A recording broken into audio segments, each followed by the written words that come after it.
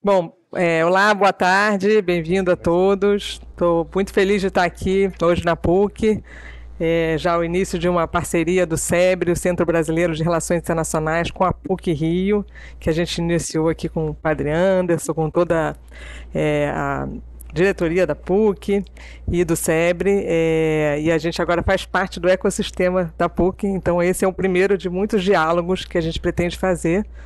E a gente está aqui com a nossa Senior Fellow, a Rafaela Guedes, que coordena o nosso núcleo de energia do SEBRE, e também com o membro do Conselho Curador do SEBRE, embaixador André Corrêa do Lago, que não pôde estar presente aqui pessoalmente, infelizmente. Sexta-feira ele teve um imprevisto para estar em Brasília, muito ocupado, né? Daqui até final do ano que vem, acho que vai ter muita agenda em Brasília, em Belém. Mas agradeço muito a participação mesmo daí, agradeço a presença de todos e iniciar assim, esse diálogo. A gente tem aqui também a Tereza Rossi, que também vai estar fazendo parte do nosso núcleo de clima e meio ambiente, da COP 30 em Belém. Então, passo agora para o Padre Anderson, que vai conduzir aqui os trabalhos. Obrigada. Bom, boa tarde a todos. Obrigado, Júlia. É sempre uma alegria estar aqui. A proposta é um diálogo, um bate-papo, né? Então a gente vai estabelecendo uma pauta de assuntos importantes, coisas que devem ser aprofundadas, né, na universidade e de uma maneira assim muito livre também. São algumas perguntas. Depois tem possibilidade de vocês fazerem, quem está presente aqui, fazer perguntas também. O objetivo, eu acho que o maior é diálogo mesmo, né? A gente poder ouvir pessoas que estão em lugares e que têm perspectivas que possam nos ajudar. Tem se falado muito sobre a COP, né? E estamos aí na iminência, vamos dizer assim, da COP 30 em Belém. Então a gente pensou em trazer essa pauta antes de terminar o ano bem, e hoje, Jornada Amazonizar, né? Nós tivemos a presença do Cardeal Turkson. Ele foi um dos responsáveis pela Laudato Si. Então, teve assim uma atuação muito forte nessa área socioambiental. No começo do pontificado do Papa Francisco, já são 10 anos da Laudato Si, né? Então, ele teve assim um papel importante de ajudar o Papa a estabelecer essa pauta para a Igreja, que sempre existiu a consciência ecológica na Igreja, né? Pensamento até teológico, do ponto de vista mais, vamos dizer assim, teórico, né? O mundo como criação. E ele ajudou o Papa, e não só ele, mas muita gente. Então foi muito importante a gente receber o cardeal aqui, e ele foi muito feliz na colocação hoje de manhã, na conferência, mas faltava um espaço assim de diálogo, de troca. E aí eu pensei no SEBRE, como a Júlia falou, o SEBRE agora faz parte do nosso ecossistema, então a gente está com uma amizade muito bonita de troca mesmo, né? Eu costumo dizer que a PUC ela é esse ecossistema e que se enriquece na medida em que vem novos atores. Então, desde já manifestar minha alegria, agradecer muito a presença do nosso embaixador André Corrêa do Lago, que também é um amigo da PUC, amigo de tanta gente aqui, não é? Agradecer muito sua disponibilidade, né? Eu sei que era para estar presente aqui, mas foi um gesto de muita consideração conosco, de conseguir se conectar. Então, muito obrigado, embaixador. E também agradecer a todas as pessoas que vão fazer parte desse diálogo, né? Como já foi apresentado, um pouco... Todos que estão presentes são chamados a participar. Então, eu queria já iniciar com o embaixador, depois eu passo para a Rafaela e outras pessoas, mas eu queria pedir para o embaixador que ele nos trouxesse um pouco essa perspectiva brasileira da COP30, talvez um pouco a ponte da COP29 para 30, o que nós podemos assim esperar como perspectiva brasileira, já que nós vamos acolher, quais os maiores desafios e, enfim, qual que é a sua visão, seu olhar sobre a COP30? Obrigadíssimo, Padre Anderson, pelo convite. Alegria estar com a Júlia, com a Rafaela, eu vi que o Marcelo está no público. Então, primeiro, um abraço. Aliás, um abraço de um botafoguense muito feliz com o fim de semana. Mas, olha, uma longa história, vou ser breve, para tentar comentar aí essa questão da nossa COP, né? De fato, quando a COP acontece em algum país, a personalidade desse país e as características desse país têm uma grande importância. Mas a realidade é que a COP tem várias dimensões, que eu resumiria em 4, e que algumas o país controla mais do que outras dessas dimensões. Então, a dimensão que, de certa forma, menos se controla, mas mais se espera do país, é a negociação em si, né? Negociação em si, por que não controla tanto? Porque tem uma agenda que já foi acordada pelos países e, portanto, o que a presidência tem que fazer é, da melhor maneira possível, da maneira mais equilibrada possível, tentar levar adiante essa agenda. Uma segunda dimensão, além dessa da negociação em si, né, tanto da Convenção como do Acordo de Paris, é o que se chama de agenda de ação. A agenda de ação é uma coisa que cresceu muito a partir da COP de Glasgow e que é uma série de atividades paralelas às negociações e que podem envolver desde países até empresas, setores. Então, é uma coisa que foi desenhada de maneira a abrigar aqueles que não negociam, né? Porque só os países negociam na Convenção e no Acordo de Paris.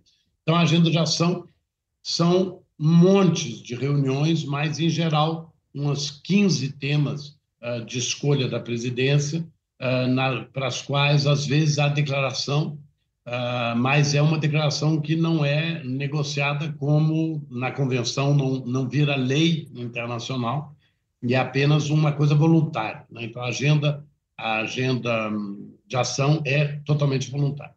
Aí tem também a reunião de chefes de Estado, que desde o Acordo de Paris, há 9 anos atrás, desde do início, né, do Acordo de Paris, reúne os chefes de Estado e de governo no início da conferência, e não no final, como era a tradição anterior, e que deu bastante errado em Copenhague. Então, passou-se a chamar os chefes de Estado e de governo no início da conferência para dar mandato para os negociadores para resolverem tudo, o que não acontece necessariamente.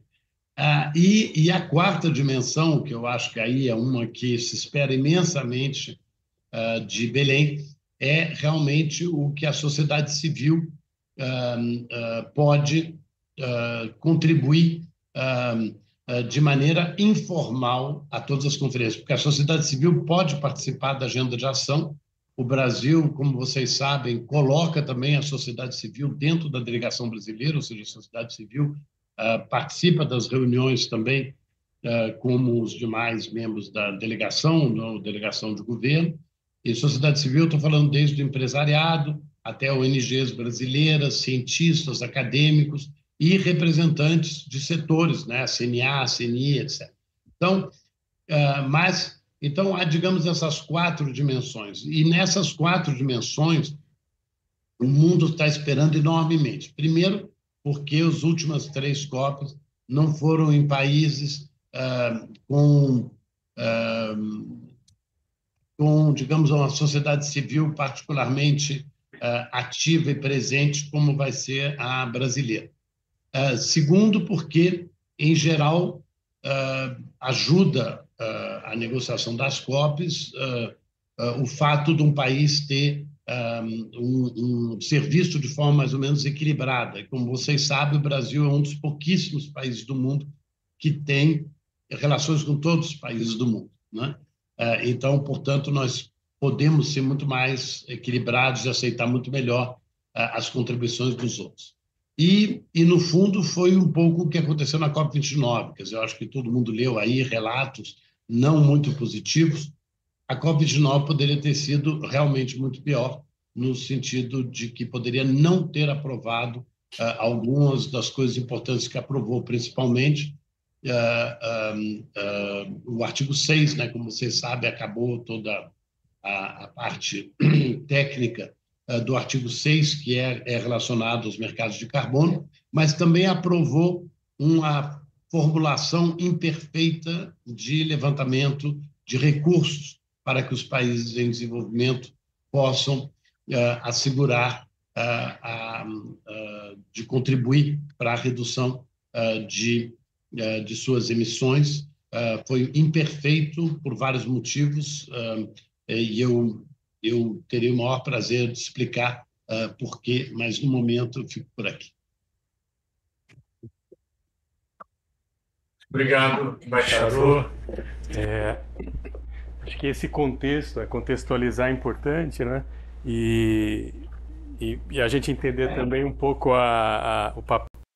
o papel do Brasil como protagonista. Então, eu queria passar agora para a Rafaela, para pedir que ela comentasse um pouquinho, talvez fazendo reação ao que o embaixador colocou para a gente. Tá ótimo.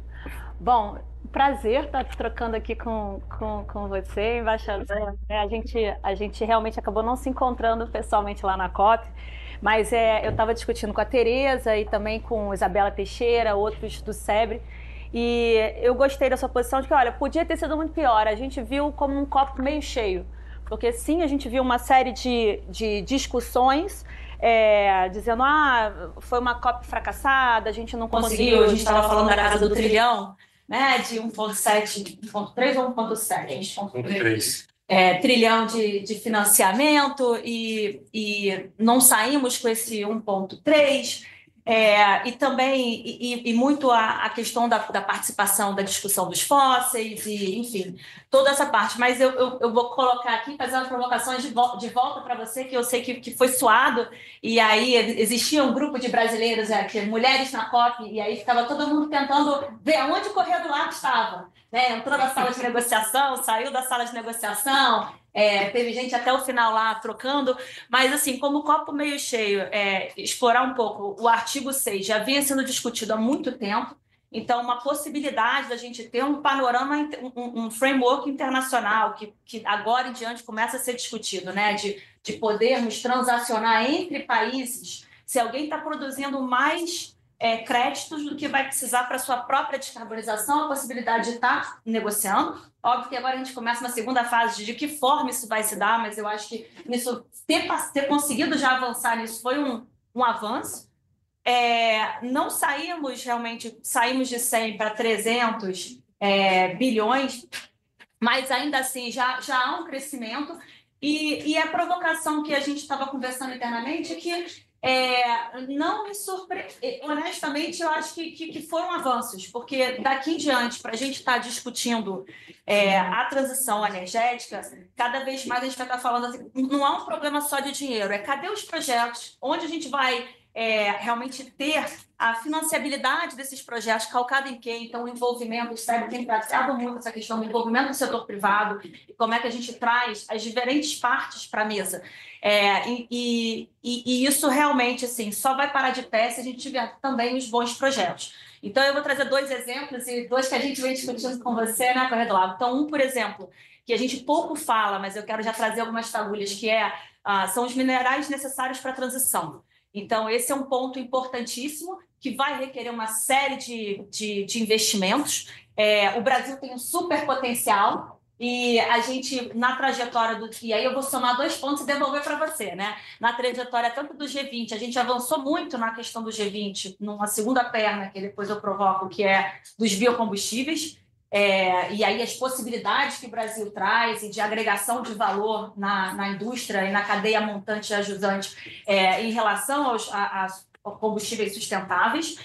Do G20 para a COP30, né, a gente tem essa oportunidade também de estar trazendo esses outros pedaços em que o Brasil se posiciona, talvez num espaço em que a gente tem como avançar talvez trazendo showcases de projetos que realmente atraiam esse investimento, que não vai poder só ser investimento concessional, né? Nem só financiamento público, a gente precisa atrair o financiamento privado e ter uma maturidade nessa discussão de que, olha, está muito claro, está posto que a gente não vai ter as NDCs sendo alcançadas se não tiver calcado em implementação em casos concretos. Então, como o Brasil vai poder trazer essa conversa, assentar essa bola, de poder ter showcase, de pilotar projetos que façam sentido e trazer uma construção, sim, que vai ter que falar com todos os setores, inclusive com a água, inclusive com o setor fóssil, inclusive com a mineração, inclusive com todos os atores e stakeholders que têm que estar nessa discussão para que ela seja menos idealizada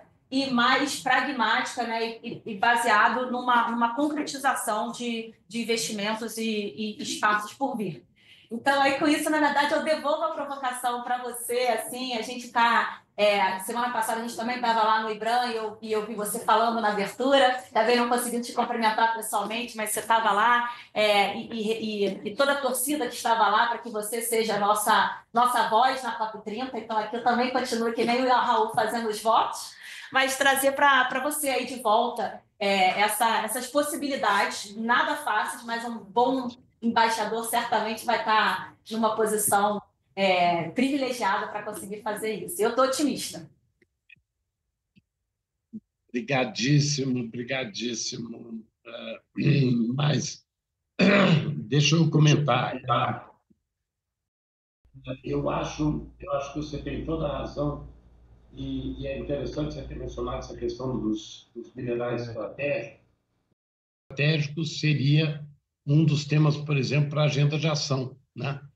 Que é um tema extremamente importante e muitas pessoas que vão às COPs esperam que os temas sejam primeiro mastigados na agenda de ação para, de repente, no ano seguinte, passar para outra agenda, como aconteceu com perdas e danos, como aconteceu com triplicar as renováveis, etc. Então, eu acho que minerais estratégicos é um forte candidato para a agenda de ação. E eu acho também que, quando você menciona que houve uma certa frustração com relação à menção do afastamento do petróleo, né, o famoso transitioning away, isso, na verdade, foi um tema um pouquinho, eu estou muito diplomático, um pouquinho exagerado pelos europeus, porque os europeus tinham que vir para uma COP de financiamento e só queriam falar de transitioning away para não falar de financiamento. E, na hora de falar de financiamento, só falavam de ampliar a base de doadores e não do que eles deviam dar. Então, eu sempre brinco que a COP é uma coisa incrível, porque os países são todos especialistas nas emissões dos outros. Ninguém fala das suas próprias emissões, as pessoas adoram falar das emissões dos outros. Então, a União Europeia chegou, obviamente, acuada principalmente pela eleição do Trump, ou seja, o país mais rico do mundo naturalmente não vai dar dinheiro para a transition away de fossil fuel, nem para as NDCs dos países em desenvolvimento, porque todos sabemos que já está muito clara a intenção americana de sair do Acordo de Paris, e acuados também por causa da extrema-direita em vários países da Europa, que estão criticando muito o dinheiro que é dado para países em desenvolvimento, em vez de colocar esse dinheiro para as populações dos próprios países envolvidos. Então, é verdade que eles estavam acuados. No entanto, a tática deles foi, no mínimo, desrespeitosa e ficou todo mundo muito frustrado, porque parecia que a gente era bobo, assim, né? Que a gente não estava entendendo o que eles estavam fazendo. Bom, mas aí, nesse contexto, se não tivesse saído qualquer coisa com relação a financiamento, não só você atrasaria um ano, mas você ainda jogava tudo isso para cima de Belém, né? Então, nesse sentido, foi bom ter aprovado uma coisa insatisfatória, mas pelo menos foi aprovado. Foi aprovado, eu acho muito importante, a citação ao 1,3 tri, ou seja, finalmente a gente colocou que precisamos de mais de 1 trilhão, e também houve uma decisão, aí vem a responsabilidade do Brasil e de todos vocês, aliás, porque todo mundo tem que contribuir para a gente ter boas ideias, que é a de que vai ter essa análise entre Baku e Belém, uma análise de como nós podemos passar de 300 bi, que é o que saiu, para 1,3 tri. Então, então, por favor, todo mundo com muitas ideias sobre esse assunto, porque vai ser um dos que a gente vai estar com mais atenção, né? E, na verdade, a nossa COP, por mais que ela vá ser na floresta, e eu acho que o título do encontro hoje é correto, é a COP na floresta, ela não é da floresta, mas é na floresta. A nossa COP vai ser, sobretudo, sobre como é que as NDCs que vão ser apresentadas nos próximos meses estão realmente alinhadas a evitar que a gente ultrapasse 1,5 grau. Então, esse é o mandato da COP e esse é um imenso desafio. E, como vocês sabem, o Brasil apresentou sua NDC em Baku, foi bastante bem recebida, sobretudo depois que foi lida, né? O número causou certas emoções, mas depois que se leu a NDC ficou mais tranquilo. E eu acho que também essa questão do financiamento, que você botou muito bem, é uma questão que foi muito trabalhada na Força-Tarefa de Clima do G20, que o Brasil organizou, juntando as duas linhas, né, do G20, que é a linha financeira e a dos Sherpas. Então, ao juntar ministros da Fazenda com ministros de Clima, presidente do Banco Central, Relações Exteriores, a gente pôde levantar de uma maneira muito diferente as necessidades, sobretudo, dos países em desenvolvimento do G20, porque acaba que, dentro da convenção,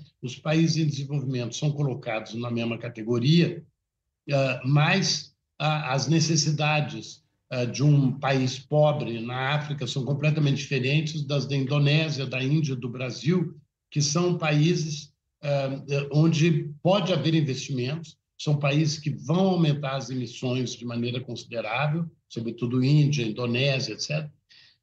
E são países que têm imenso potencial de crescimento por causa da sua escala, etc., e que, portanto, têm um problema completamente diferente dos países mais pobres, que são países que dificilmente atrairiam investimentos privados. Então, como fazer com que o que alguns chamam de os recursos financeiros têm que ir para onde as emissões estão, né? Então, como fazer que os recursos financeiros possam chegar aos países em desenvolvimento onde estão as emissões, eu acho que é a grande questão que nós vamos tentar discutir na preparação da COP. Ótimo, obrigado, embaixador. Bom, primeiro, acho que nesse primeiro momento a gente tem uma visão macro, né, importante. O senhor comentou um pouco sobre o papel, né, de cada um, todos somos importantes. Então, é sempre a pergunta que o reitor tem no bolso, né?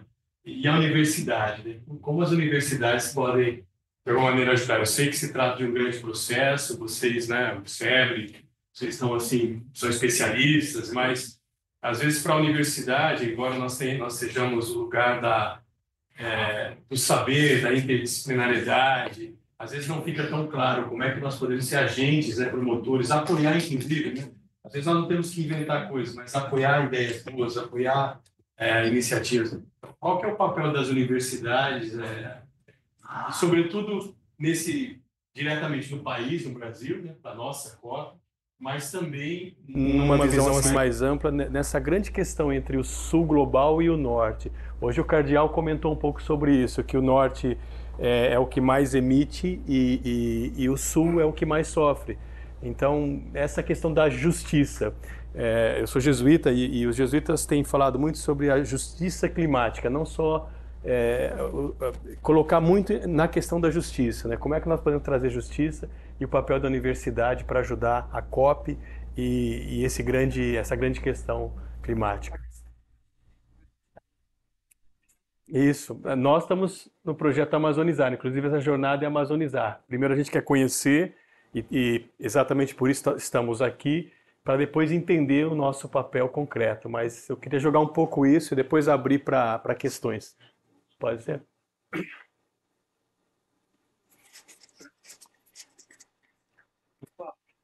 Comente Isso. agora. Depois a gente abre para perguntas do pessoal que está aqui.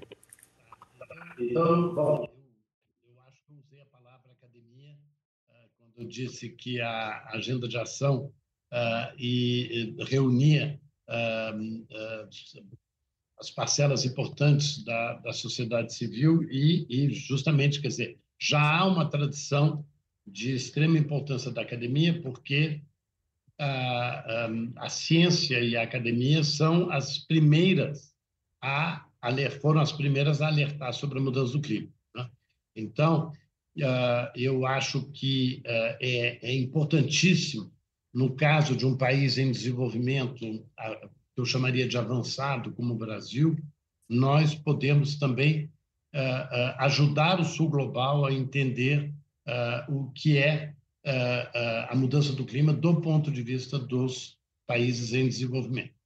Mas nós também temos que lembrar que o Sul Global, apesar de, dentro da Convenção e, de certa forma, também no Acordo de Paris, de estar, digamos, sob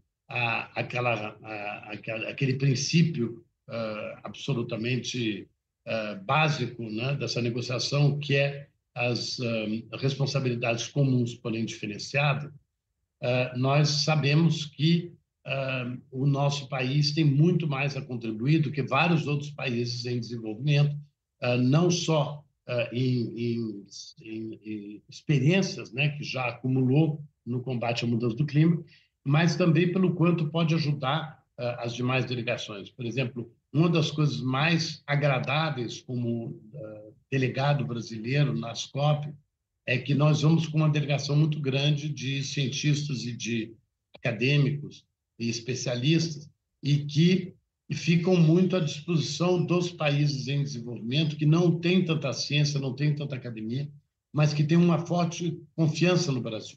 Isso é uma coisa extremamente positiva e nesse sentido, a delegação do Brasil é sempre muito procurada pelos demais países em desenvolvimento, porque eles sabem que nós procuramos apresentar a eles as realidades sem nenhum interesse escondido por trás das informações que nós passamos.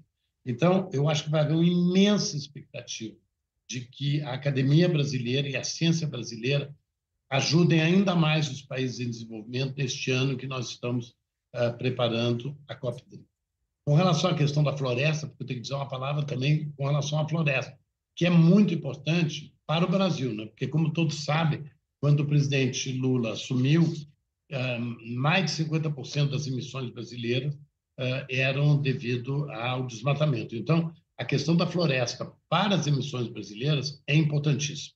De um ponto de vista global, no entanto, a questão de floresta é menos de 10% das emissões mundiais. Então, por mais que se vá tratar de florestas, e o mundo espera que o Brasil fale de florestas, já que também é um especialista em florestas, mas a gente tem que lembrar que o grande tema são os fósseis, não há a menor dúvida, que estão relacionados a 70% das emissões, e as demais questões que afetam o resto do mundo. Quer dizer, a gente tem que lembrar que uma coisa é a delegação brasileira, que todo ano vai a uma COP para defender os interesses brasileiros. Outra coisa é uma presidência brasileira, em que a gente tem que defender que o próprio multilateralismo funcione e que a gente possa conseguir um certo equilíbrio entre o que esperam os mais pobres, os países médios e até algumas das coisas dos países ricos, porque nós somos muito generosos, então nós também vamos incluir isso. Não, eu vou fazer uma provocação, eu acho que a gente pode perguntar e abrir para Tereza e Marcelo e demais aqui. Eu vejo que, e aí, por exemplo, você está bem no epicentro disso, né?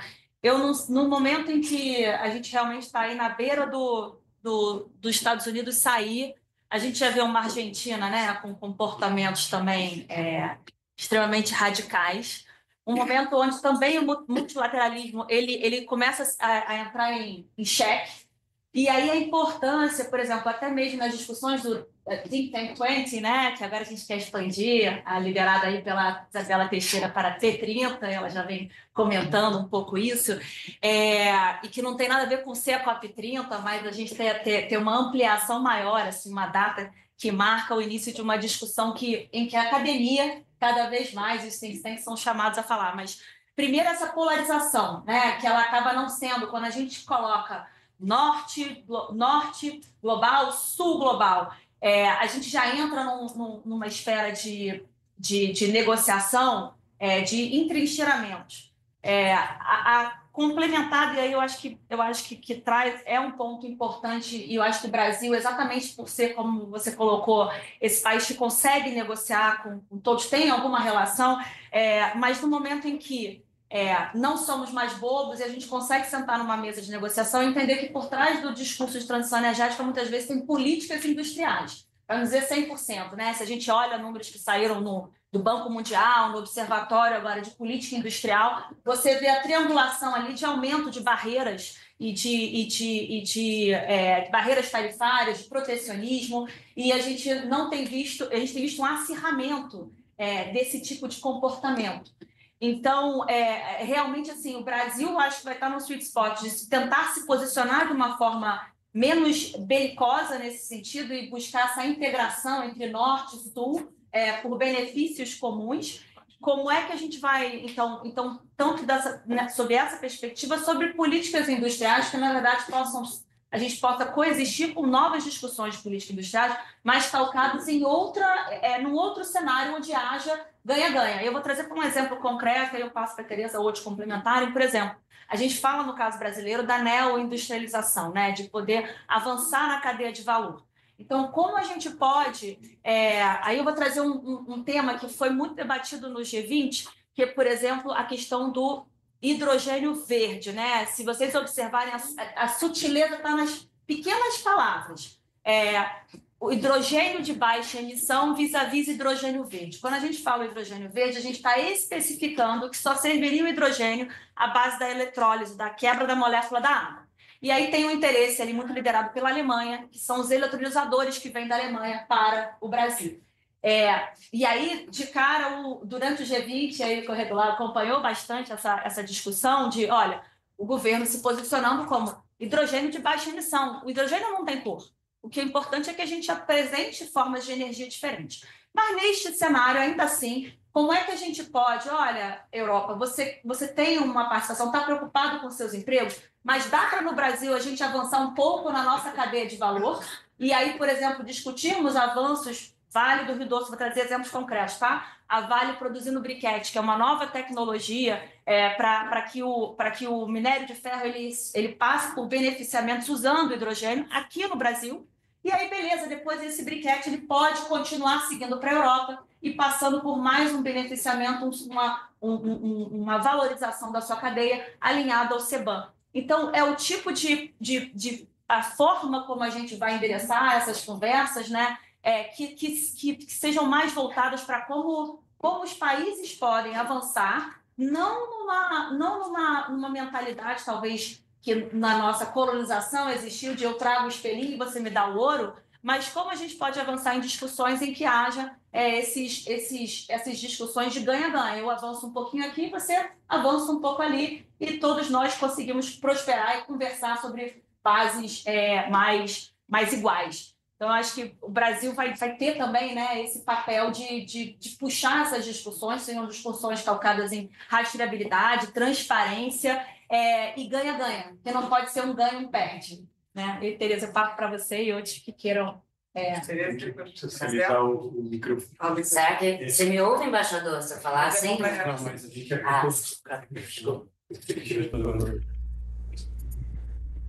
Bom, Tereza do Sebre aqui, embaixador e todos. Eu queria fazer um comentário um pouco na linha da tua pergunta, reitor, sobre o papel das universidades e também sobre o papel dos think tanks e o papel dessa parceria que a gente tem, né, nova agora do Sebre com a PUC. E tem outros think tanks aqui de clima também, hospedados dentro da PUC, né, o IES, o CPI, o Climate Policy Initiative. Então, realmente, esse ecossistema de think tanks que pensam a agenda ambiental e climática está muito fortalecido aqui na PUC. É sempre um privilégio ouvir o embaixador, porque ele nos conta os bastidores nas negociações que ninguém consegue saber, né? Essa questão de como é que entra a transição dos combustíveis fósseis, a pressão da União Europeia na questão do financiamento, são todas internas, assim, que quando você acompanha uma COP, a sociedade civil está ali participando, mas ela fica muito por fora, por mais que o Brasil tenha essa tradição que o embaixador comentou de trazer uma delegação que inclui a sociedade civil, que é uma tradição que vai dar marca também da COP30 ano que vem, né? Que vindo dessas outras COPs onde a sociedade civil é menos organizada, a gente vai ter uma COP ano que vem com muito mais participação da sociedade civil. E o que cabe a nós, como sociedade civil, né, think tanks, academia, é realmente a participação nessa agenda de ação que o embaixador falou, né? Que é uma agenda informal, né, voluntária, mas que tem cada vez mais influência, né, na agenda da COP. Agora com a renovação também da parceria de Marrakech, que é um arcabouço onde se insere esses atores não estatais, como que esses atores participam das negociações, todo esse espaço está aumentando. E os think tanks e a academia têm o papel de fazer isso. E pegando também o gancho que a Rafa estava trazendo do setor privado, a gente precisa pegar a NDC brasileira, né? O tema da COP30 ano que vem vai ser o novo ciclo das NDCs, que são as metas climáticas dos países. O Brasil tem a sua, todos os países têm que apresentar as suas até fevereiro, março. Isso precisa ser traduzido para os demais atores da sociedade, né? Quem vai ter que implementar a NDC é o setor privado, é a sociedade civil, né? São os atores, além dos atores nacionais. Então, a academia, os think tanks têm um papel nessa tradução, né? Do que é a NDC em planos concretos de transição para o setor privado, para esses entes subnacionais e outros, né? Então, esse papel de tradução e esse papel de influência efetiva dessa agenda, que vai ter 15 pontos, que é a agenda de ação. A academia precisa usar os think tanks para sair da discussão meramente acadêmica e entrar na discussão de advocacy, entrar na discussão de influência de política pública e das negociações. Eu acho que isso vai ser um grande resultado da nossa parceria aqui do SEBRE com a PUC esse ano. Ótimo. Complementar aqui a fala da Tereza, né? O SEBRE foi um dos organizadores do T20, que é a rede de think tanks do G20. A gente terminou o nosso trabalho há 2 semanas atrás. Participaram cerca de 121 think tanks de vários países. Foi um trabalho incrível, muitos think tanks, inclusive a participação ativa dos africanos. E esse foi um aprendizado e também dessa relação dessa rede, não só nacional, né, que vem cada vez mais criando-se think tanks aqui no Brasil, nessa área de meio ambiente, mas também internacional. E a gente vai lançar no início do ano, que é um projeto coordenado pela ex-ministra Isabela Teixeira, que é o T30, mas que vai além da COP30, mas é também um lugar para as universidades, a sociedade civil e também as empresas poderem participar. Então, a gente espera lançar em breve esse T30, que já fica um convite para a PUC ser a nossa parceira nisso. Não, obrigado. Agradeço também a Tereza, o comentário da Tereza, já vou passar para o Marcelo, porque a PUC nós temos, a gente está um pouco implicado em um pouco tudo que você comentou, né? Inclusive, com a iniciativa privada, nós estamos muito fortes na questão da transição energética, temos mais de 120 parceiros de projetos, são projetos patrocinados, inclusive, e a gente precisa também, eu diria, tradutores, né? Acho que gostei muito disso, porque agora no G20 a gente percebeu que o Rio de Janeiro foi muito mobilizado isso de fazer entender, as pessoas entenderem do que se trata, porque às vezes as coisas acontecem e a população e mesmo a academia fica à parte. Então a gente precisa ser tradutor, mas também ser mais consciente do que a gente faz. Então nós estamos muito fortes, né? Eu estou aprendendo, a gente vai aprendendo aqui, mas a gente está muito forte em pesquisa agora sobre hidrogênio verde, por exemplo, que não é mais hidrogênio verde.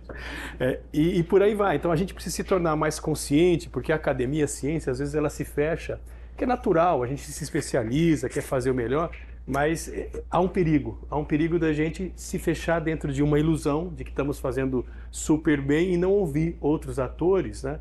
Vocês, o corpo diplomático e quem está assim nos bastidores, e isso pode ser um risco para nós. Então assim, é muito importante a universidade estar implicada, como nós estamos, a PUC está muito implicada, né? Temos contato com a China, temos contato com tanta gente que está buscando a transição energética, mas a gente precisa ter um senso crítico que é próprio da academia, primeiro, e segundo, está muito autoconsciente do nosso papel e dos riscos também do nosso papel. Então a gente precisa muito dialogar, né? Queria passar para o Marcelo para ele complementar, fica à Aqui vontade. Marcelo Vieira, ex-aluno da PUC. Sim. Minha turma celebrou esse ano 50 anos de formatura. É uma honra estar aqui. Mas, como citou o embaixador André, nessa conferência que vamos receber na Amazônia, uma conferência tão importante, um dos temas principais vai ser a preservação da floresta da Amazônia, né? E um dos maiores desafios ambientais do Brasil é como controlar o desmatamento ilegal na Amazônia. Eu que represento aqui no SEBRE entidades do agronegócio, da agricultura, nós temos como o tema mais desafiador para a agricultura brasileira o desmatamento ilegal na Amazônia, que é o que mais prejudica a nossa imagem e o nosso acesso a mercados, né? E para poder regularizar, controlar esse desmatamento ilegal, é muito importante que se avance na regularização fundiária da Amazônia. Nós temos lá na Amazônia 60 milhões de hectares, uma área gigantesca, que não é titulada, não é regularizada e é ocupada por grileiros, por desmatadores ilegais, e não tem controle nenhum, porque não são áreas tituladas. Então, tinham que ser transformadas em áreas regularizadas para termos um controle disso aí e podemos reduzir substancialmente o desmatamento na Amazônia, que está sendo reduzido atualmente, mas não um controle total. E para isso eu pergunto ao embaixador André como é que poderíamos avançar com essa regularização fundiária.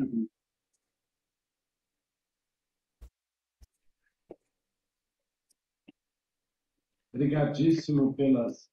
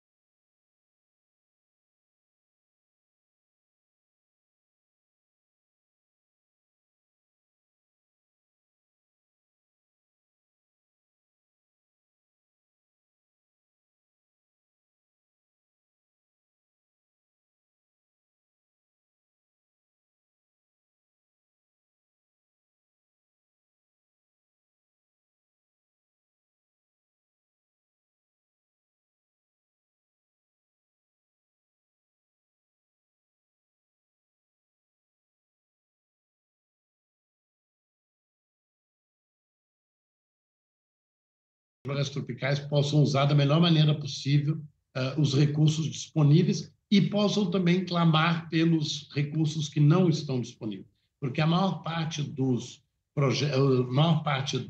recursos são propostas de países desenvolvidos para países em desenvolvimento e não o contrário. E o Brasil, eu acho, poderia desenvolver uma série de ideias. Como vocês sabem, o RED+, por exemplo, é uma ideia originalmente do Brasil. Como vocês sabem, também o próprio mercado de carbono original do Protocolo de Kyoto também é uma proposta brasileira, com os americanos. E agora o Brasil também está propondo o TFFF, que é o Tropical Forest Forever Fund, que se aplica para a terceira função, que é a de conservação de florestas. Então, o Brasil já tem propostas muito claras para essas três circunstâncias diferentes. Mas, indo mais profundamente no que o Marcelo falou, eu concordo plenamente com ele, e eu acho que nós temos que ter um grande diálogo no Brasil sobre os nossos digamos, os nossos problemas que nós não estamos discutindo direito no Brasil, porque são coisas que estão nos dividindo muito, e, como diz o deputado Arnaldo Jardim, nós temos que chegar na COP30 com um pacto nacional pela COP30. E, para nós termos um pacto nacional pela COP30, nós temos que discutir muito abertamente dentro do Brasil e temos que reduzir essas posições totalmente extremas que estão acontecendo agora no Brasil. Então, os grandes temas, eu acho, que a gente tem que discutir são, evidentemente, a questão do petróleo, a questão de florestas, a questão de transportes, a questão de agricultura e a questão de pecuária. São 5 questões que a gente está procurando estimular um debate nacional sobre isso. Nós já começamos, o setor, digamos, que já reagiu muito positivamente a isso, é o setor de transportes, que já iniciou uma ampla consulta, tanto nas confederações como com as empresas privadas e com o governo, para a gente poder organizar esse debate. Marcelo, eu acho que é importantíssimo, e o Arnaldo, evidentemente, é um grande aliado, que nós tenhamos essa discussão, e nós estamos propondo de ter uma discussão separada de agricultura e de pecuária, porque, do ponto de vista de clima, os dois têm soluções muito diferentes, têm desafios muito diferentes. Eu acho que a gente tem que tratar os dois de maneira diferente. Mas, não há a menor dúvida, regularização fundiária é uma questão chave. O CAR, pelo jeito, está avançando de maneira muito interessante, mas nós temos que acelerar tudo isso. Nós temos que acelerar tudo isso, e aí eu queria voltar um pouquinho para uns comentários que a Rafaela fez com relação à questão de baixa emissão, né, de soluções de baixa emissão. Eu acho que há uma coisa muito estranha e que fica mais evidenciada por causa da posição europeia, que tenta ser sutil, porque a posição americana geralmente é menos sutil, que é o esforço de querer soluções para o clima nas quais eles sejam bons. Então, se outros são bons na solução para o clima, é menos interessante porque eles não são bons. Então, é o caso do biocombustível, por exemplo, que eles têm uma irritação com biocombustíveis que chega a ser quase cômica, né? E a questão também do hidrogênio de baixa emissão.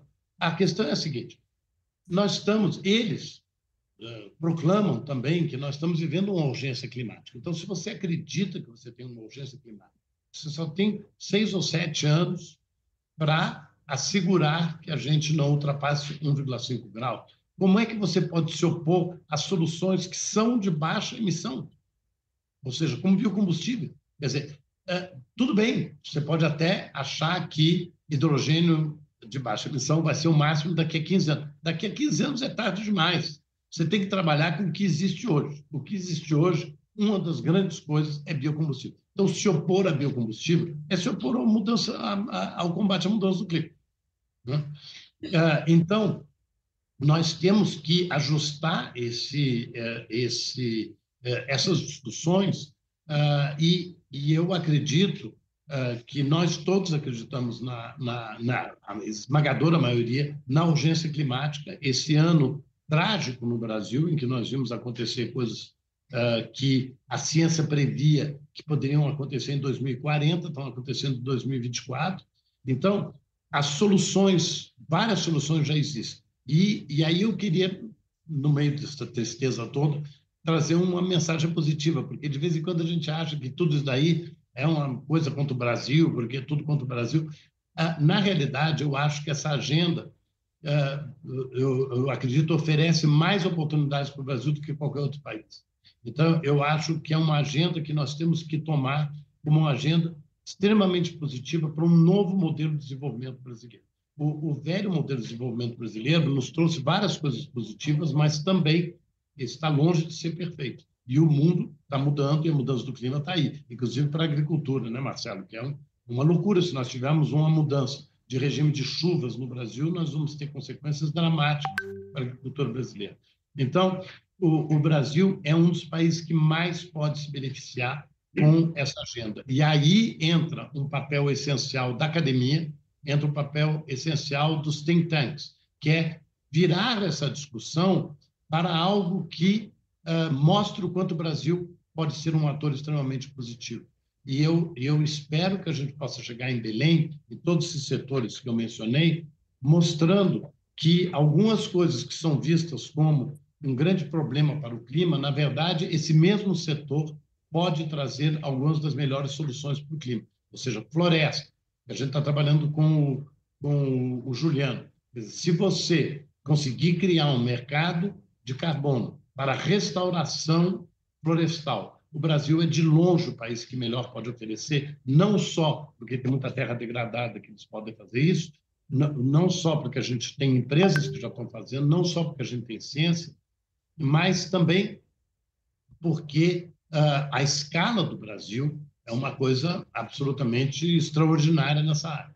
Então, outros setores também, como o próprio setor do petróleo, talvez o petróleo possa ser uma resposta para algumas das questões que nós estamos levantando. A agricultura pode inverter completamente a sua reputação com relação à sua contribuição para a mudança do clima. E, por exemplo, o setor de transportes, nós que condenamos tanto a questão de que a gente favoreceu o caminhão em vez de favorecer trem, a questão de transportes pode estar se invertendo, porque uma vez que você tenha biocombustíveis e transportes elétricos, você, na realidade, o transporte de caminhão pode ser, e os ônibus também, podem ser uma solução muito mais adaptada a técnicas modernas de comércio, como just-in-time, etc.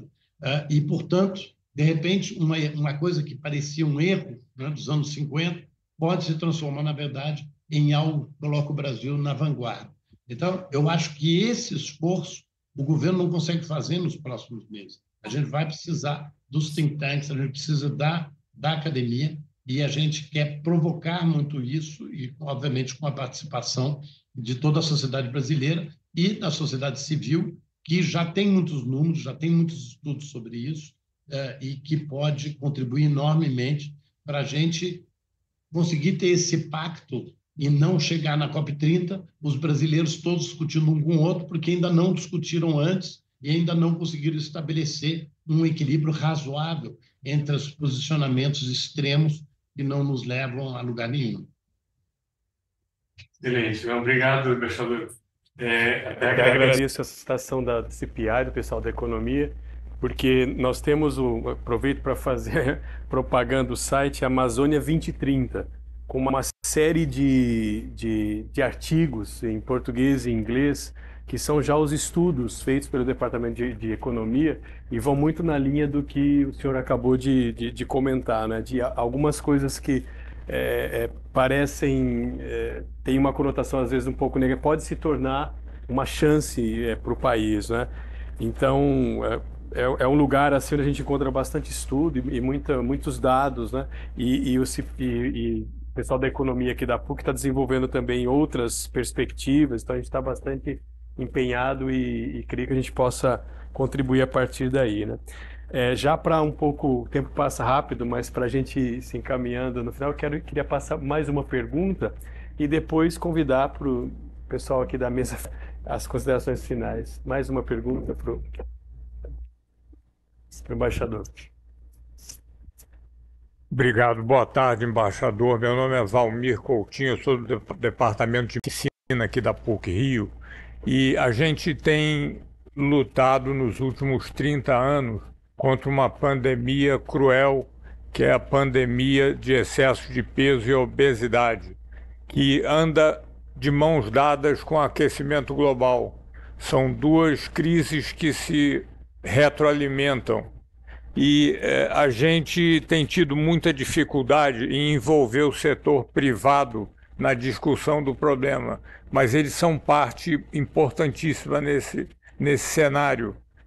Tanto as empresas de alimento, que vendem alimentos ultraprocessados, que hoje comprovadamente estão ligados a essa pandemia de obesidade, que mata por ano 5 milhões de pessoas. É mais do que o dobro do que matou a pandemia da Covid no pior ano da pandemia.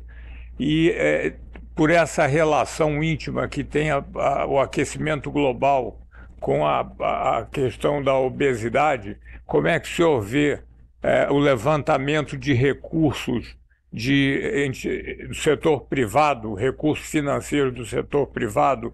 Quais seriam as empresas que mais deveriam contribuir com isso, além das empresas de alimentos, que vendem alimentos altamente processados, mas a indústria de automóveis? Hoje o carro é considerado o novo cigarro da saúde pública. O automóvel está intimamente relacionado com mortes cardiovasculares, doenças diversas. Como é que o senhor vê isso e a possibilidade de chamar à negociação essas empresas privadas para discutir a questão do aquecimento global também? Muito obrigado.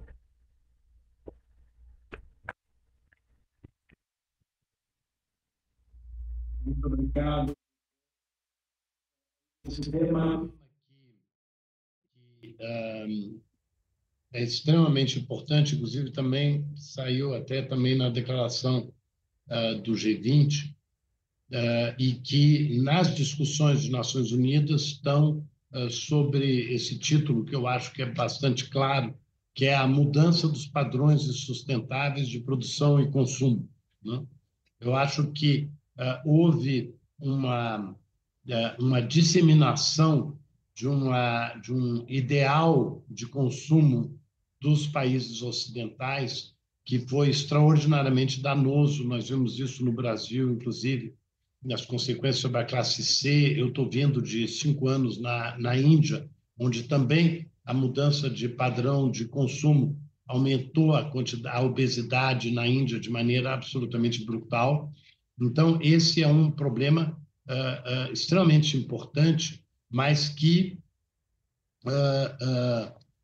realmente está sendo tratado de maneira insatisfatória. E tratar de maneira insatisfatória, inclusive, dentro daquela discussão de se há suficiente produção de alimento no mundo, que há, né? Nós sabemos que há, que o mundo pode, dependendo, evidentemente, da evolução da mudança do clima, mas que o mundo pode fornecer comida para a população mundial, que hoje espera-se deve chegar um pouco acima de 10 bi e começar a descer, né? Quer dizer, não deve ultrapassar muito os 10 bilhões de habitantes. Mas esse tema e a questão, evidentemente, de saúde estão muito ligados à questão da mudança do clima, e já no ano passado já houve declaração de saúde dentro da agenda de ação, né? E a questão de saúde aqui, o Ministério da Saúde tem procurado acentuar várias dimensões da mudança do clima sobre saúde, e o que eu acho que a gente poderia fazer é acentuar talvez essa questão que o senhor está levantando e do quanto isso daí pode ser inserido dentro da agenda de ação da COP30.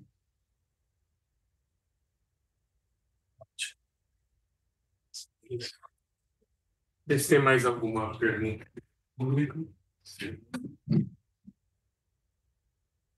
A gente pode partir para umas considerações finais, embaixador, vou pedir primeiro. Bom, aqui fazendo coro a Debianas, eu estou super feliz de a gente poder, como think tank, agora nessa parceria, poder estar avançando nessas discussões.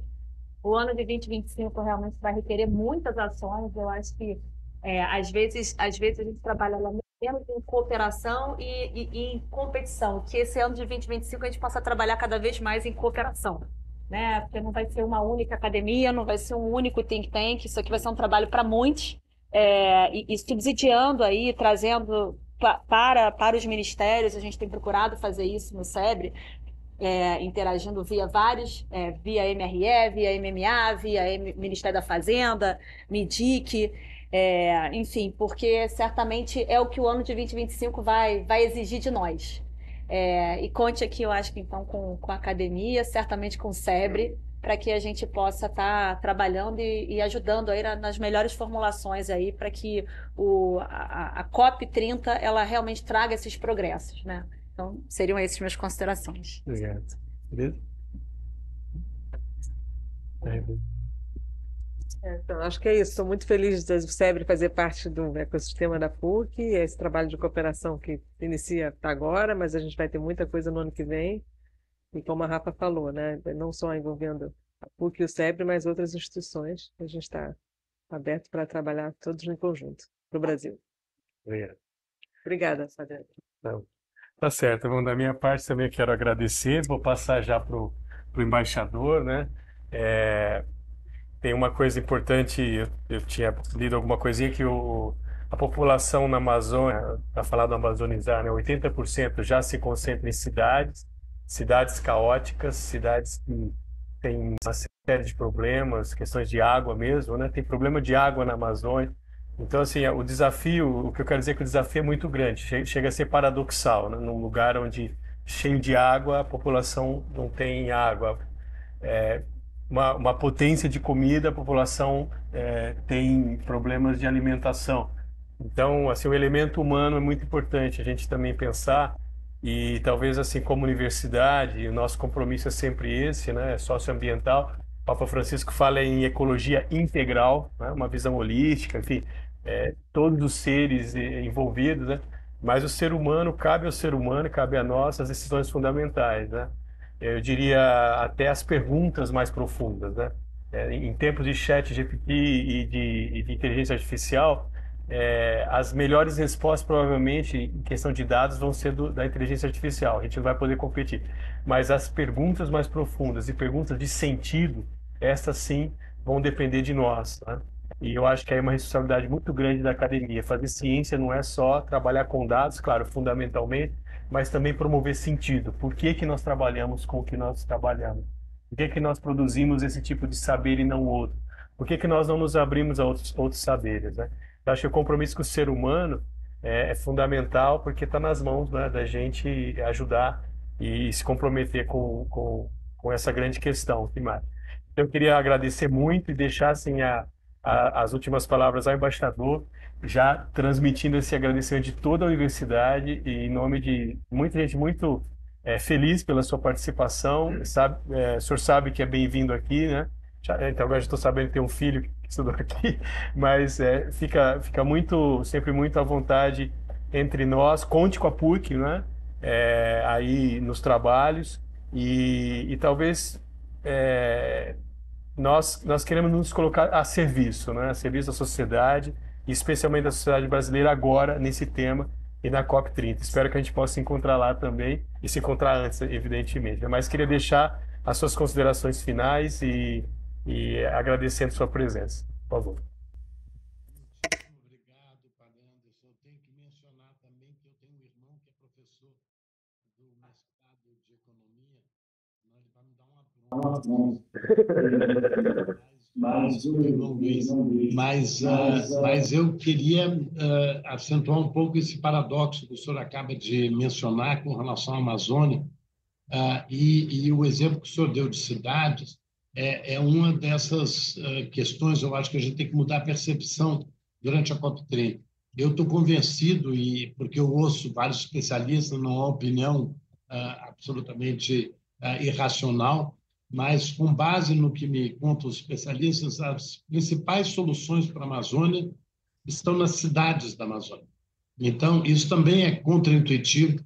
Eu acho que nós temos que trabalhar muito nesse tipo de raciocínio de fato, o Brasil já é um país esmagadoramente urbano, que é uma coisa que nos torna muito contemporâneo, né? 87% da população urbana. Nós já somos um país que já está a caminho das principais soluções para o combate à mudança do clima. E para manter um pouquinho de otimismo também, vários analistas internacionais consideram que o Brasil talvez seja o único país que possa chegar ao net zero em 2050 com as tecnologias já existentes. Vários países dependem de tecnologias que têm que ser desenvolvidas nos próximos anos, mas o Brasil já tem essa possibilidade. E, portanto, agradecer imensamente à PUC, agradecer imensamente ao SEBRE, que só me dá alegrias, aliás, a Júlia só me dá alegrias, e eu devo dizer que essa colaboração é importantíssima, e nesse período, que eu acho que devem ser os primeiros meses de 2025, nós temos que estimular esse debate nacional informado sobre as grandes questões para podermos chegar juntos na COP30. Então, muitíssimo obrigado a todos pela paciência, é uma alegria enorme estar com vocês. Obrigado.